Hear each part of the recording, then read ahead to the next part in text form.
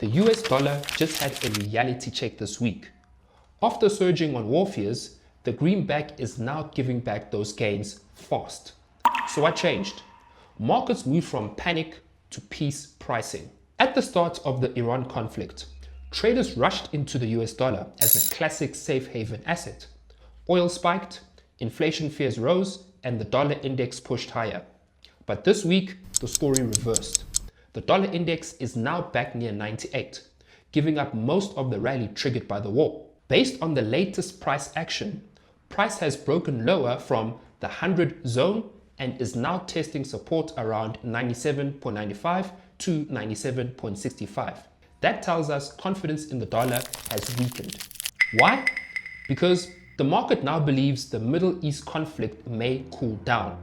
A 10-day ceasefire between Israel and Lebanon went live, and President Trump said talks with Iran could happen soon. Investors immediately began unwinding defensive dollar positions. That is the number one theme of the week. Less fear equals less demand for the dollar.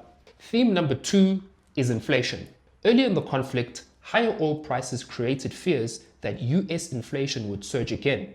That helped support the dollar, because traders thought the Fed might need to stay tighter for longer. But then fresh data changed the tone. US producer price index came in softer than expected, while core inflation stayed relatively contained. Markets saw that as a sign inflation pressure may not be as aggressive as feared. That removed another layer of support for the greenback. Theme number three, Fed expectations.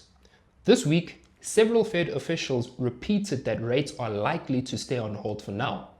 They are cautious, watching oil, inflation, and growth risks closely. So instead of pricing more hikes, markets are seeing a Fed that is patient and waiting. That makes it harder for the dollar to rally stronger. Now, let's talk chart levels. The dollar index is sitting right on a major support zone near 97.95. If that breaks cleanly, the next downside levels could open toward 97.65, then 96.85. But if buyers defend this area, we could see a short-term rebound back toward 99.15 and possibly 100.50 later. So next week is critical. What does this mean for currencies? A softer dollar helped euro dollar stay elevated near recent highs, GBP dollar recover losses, AUD USD remain strong, gold stays supported overall.